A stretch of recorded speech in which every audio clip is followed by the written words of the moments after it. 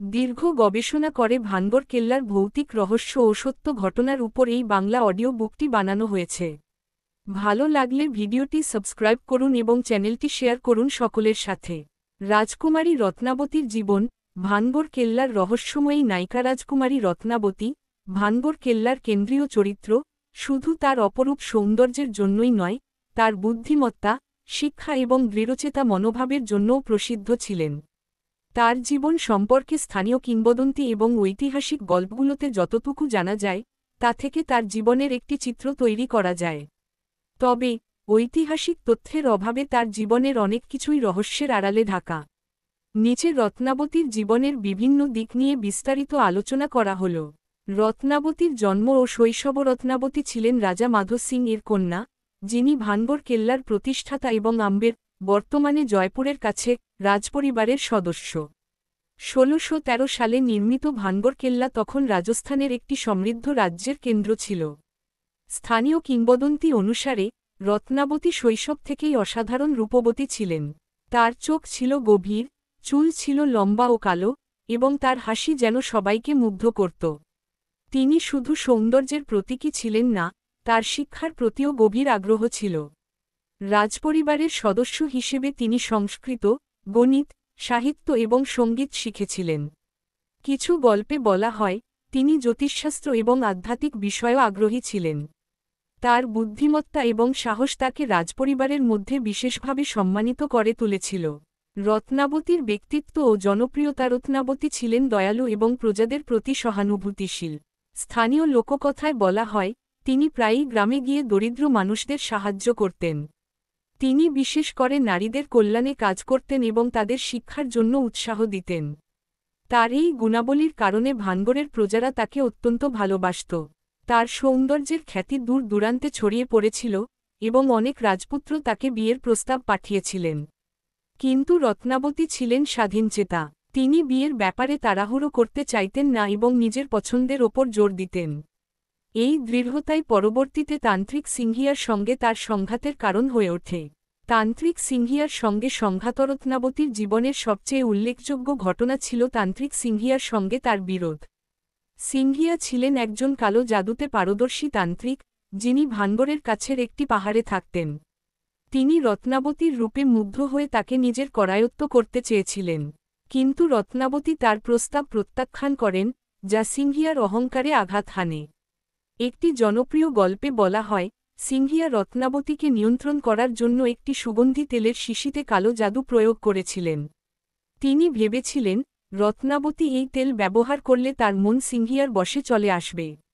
কিন্তু রত্নাবতীর তীক্ষ্ণ বুদ্ধি এবং তার বিশ্বস্ত দাসীর সতর্কতার কারণে এই ষড়যন্ত্র ব্যর্থ হয়। রত্নাবতী তেলের শিশিটি একটি পাথরের ওপর ছুঁড়ে ফেলেন, যা সিংহিয়ার ক্রোধকে আরও উস্কে দেয়।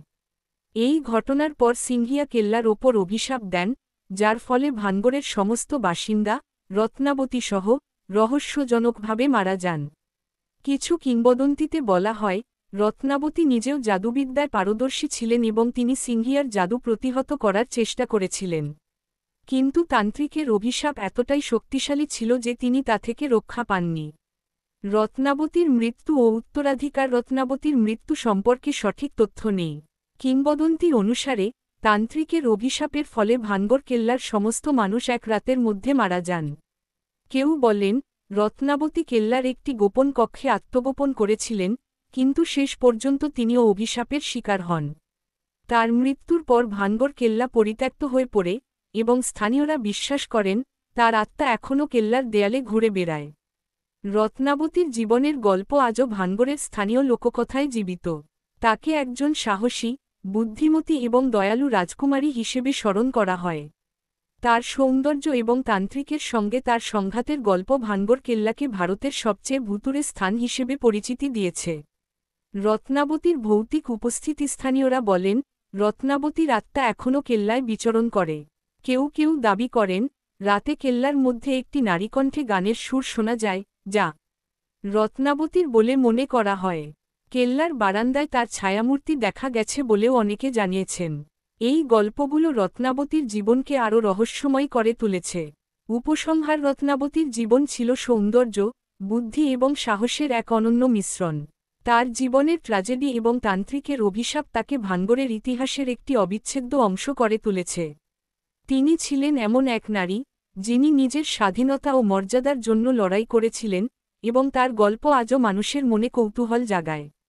আপনি কি রত্নাবতীর জীবনের কোনো নির্দিষ্ট দিক, যেমন তার শিক্ষা, সঙ্গীতের প্রতি ভালোবাসা, বা তান্ত্রিকের সঙ্গে সংঘাতের আরও বিস্তারিত জানতে চান? নাকি ভানগড় কেল্লার অন্য কোনো ভৌতিক গল্প শুনতে চান? রাজকুমারী রত্নাবতীর জীবন।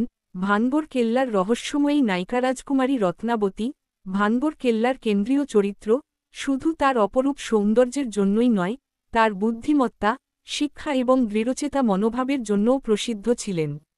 তার জীবন সম্পর্কে স্থানীয় কিংবদন্তি এবং ঐতিহাসিক গল্পগুলোতে যতটুকু জানা যায়, তা থেকে তার জীবনের একটি চিত্র তৈরি করা যায়। তবে ঐতিহাসিক তথ্যের অভাবে তার জীবনের অনেক কিছুই রহস্যের আড়ালে ঢাকা। নিচে রত্নাবতীর জীবনের বিভিন্ন দিক নিয়ে বিস্তারিত আলোচনা করা হল। রত্নাবতীর জন্ম ও শৈশব। রত্নাবতী ছিলেন রাজা মাধো সিং এর কন্যা, যিনি ভানগড় কেল্লার প্রতিষ্ঠাতা এবং আম্বের, বর্তমানে জয়পুরের কাছে, রাজপরিবারের সদস্য। ১৬১৩ সালে নির্মিত ভানগড় কেল্লা তখন রাজস্থানের একটি সমৃদ্ধ রাজ্যের কেন্দ্র ছিল। স্থানীয় কিংবদন্তি অনুসারে, রত্নাবতী শৈশব থেকেই অসাধারণ রূপবতী ছিলেন। তার চোখ ছিল গভীর, চুল ছিল লম্বা ও কালো, এবং তার হাসি যেন সবাইকে মুগ্ধ করত। তিনি শুধু সৌন্দর্যের প্রতীকী ছিলেন না, তার শিক্ষার প্রতিও গভীর আগ্রহ ছিল। রাজপরিবারের সদস্য হিসেবে তিনি সংস্কৃত, গণিত, সাহিত্য এবং সঙ্গীত শিখেছিলেন। কিছু গল্পে বলা হয়, তিনি জ্যোতিষশাস্ত্র এবং আধ্যাত্মিক বিষয়েও আগ্রহী ছিলেন। তার বুদ্ধিমত্তা এবং সাহস তাকে রাজপরিবারের মধ্যে বিশেষভাবে সম্মানিত করে তুলেছিল। রত্নাবতীর ব্যক্তিত্ব ও জনপ্রিয়তা। রত্নাবতী ছিলেন দয়ালু এবং প্রজাদের প্রতি সহানুভূতিশীল। স্থানীয় লোককথায় বলা হয়, তিনি প্রায়ই গ্রামে গিয়ে দরিদ্র মানুষদের সাহায্য করতেন। তিনি বিশেষ করে নারীদের কল্যাণে কাজ করতেন এবং তাদের শিক্ষার জন্য উৎসাহ দিতেন। তার এই গুণাবলীর কারণে ভানগড়ের প্রজারা তাকে অত্যন্ত ভালোবাসত। তার সৌন্দর্যের খ্যাতি দূর দূরান্তে ছড়িয়ে পড়েছিল, এবং অনেক রাজপুত্র তাকে বিয়ের প্রস্তাব পাঠিয়েছিলেন। কিন্তু রত্নাবতী ছিলেন স্বাধীনচেতা।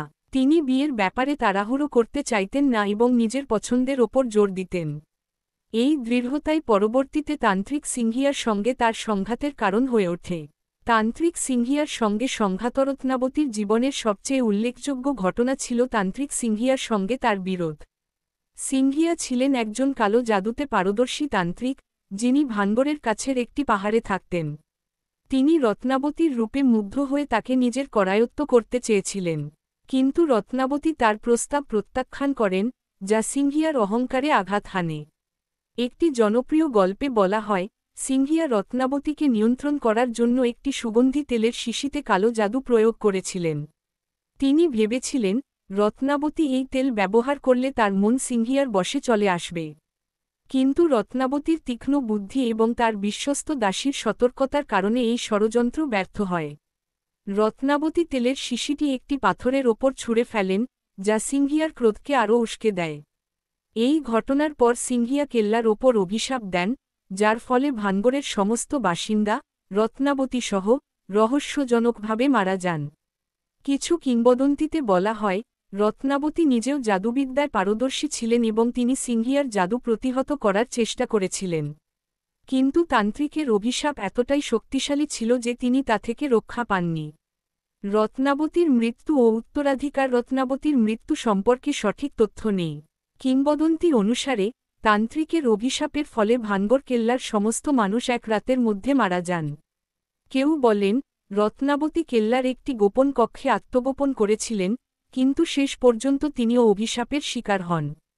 তার মৃত্যুর পর ভানগড় কেল্লা পরিত্যক্ত হয়ে পড়ে, এবং স্থানীয়রা বিশ্বাস করেন, তার আত্মা এখনও কেল্লার দেয়ালে ঘুরে বেড়ায়। রত্নাবতীর জীবনের গল্প আজও ভানগড়ের স্থানীয় লোককথায় জীবিত। তাকে একজন সাহসী, বুদ্ধিমতী এবং দয়ালু রাজকুমারী হিসেবে স্মরণ করা হয়। তার সৌন্দর্য এবং তান্ত্রিকের সঙ্গে তার সংঘাতের গল্প ভানগড় কেল্লাকে ভারতের সবচেয়ে ভুতুড়ে স্থান হিসেবে পরিচিতি দিয়েছে। রত্নাবতীর ভৌতিক উপস্থিতি। স্থানীয়রা বলেন, রত্নাবতীর আত্মা এখনও কেল্লায় বিচরণ করে। কেউ কেউ দাবি করেন, রাতে কেল্লার মধ্যে একটি নারীকণ্ঠে গানের সুর শোনা যায়, যা রত্নাবতীর বলে মনে করা হয়। কেল্লার বারান্দায় তার ছায়ামূর্তি দেখা গেছে বলেও অনেকে জানিয়েছেন। এই গল্পগুলো রত্নাবতীর জীবনকে আরও রহস্যময় করে তুলেছে। উপসংহার: রত্নাবতীর জীবন ছিল সৌন্দর্য, বুদ্ধি এবং সাহসের এক অনন্য মিশ্রণ। তার জীবনের ট্র্যাজেডি এবং তান্ত্রিকের অভিশাপ তাকে ভানগড়ের ইতিহাসের একটি অবিচ্ছেদ্য অংশ করে তুলেছে। তিনি ছিলেন এমন এক নারী, যিনি নিজের স্বাধীনতা ও মর্যাদার জন্য লড়াই করেছিলেন, এবং তার গল্প আজও মানুষের মনে কৌতূহল জাগায়।